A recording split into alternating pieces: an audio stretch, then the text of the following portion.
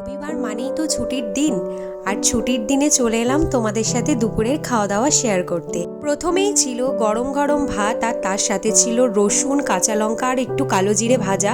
Last 2-3 দিন ধরে আমার একটু ঠান্ডা লেগেছে, তার জন্যই এগুলো হচ্ছে ঘরোয়া মেডিসিন। মা বলে এই কালো জিরে, রসুন এই সমস্ত ভাজা খেলে নাকি অনেকটাই সর্দি ঠিক হয়ে যায়, তো আমিও খেয়ে নিলাম।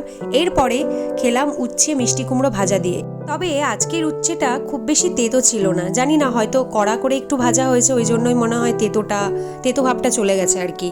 উচ্ছে দিয়ে খাওয়া শেষ হতে না হতেই চলে এলো একদম গরম গরম এঁচোড় চিংড়িটা। যখন রান্না হচ্ছিল কালার দেখেই মনে হচ্ছিল আজকে দারুণ হবে এঁচোড় চিংড়িটা খেতে।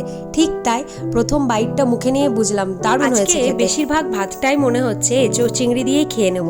তোমাদেরও কার কার এরকম এঁচোড় চিংড়ি খেতে ভালো লাগে অবশ্যই কমেন্টে জানিও।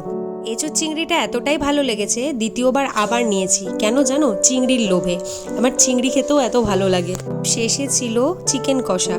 যদিও আমার খুব একটা ইন্টারেস্ট ছিল না আজকে চিকেন কষার প্রতি, কারণ আমার এঁচোড়টাই এত মুখে লেগে গেছে যে চিকেনটাই খেতে হয়, তাই খাচ্ছি। আর চিকেন খেলে সবসময় আমার লেগ পিসটাই অলওয়েজ ফেভারিট, ওটাই আমি খাই। শেষ পাতে একটু চাটনি না হলে আবার জমে না।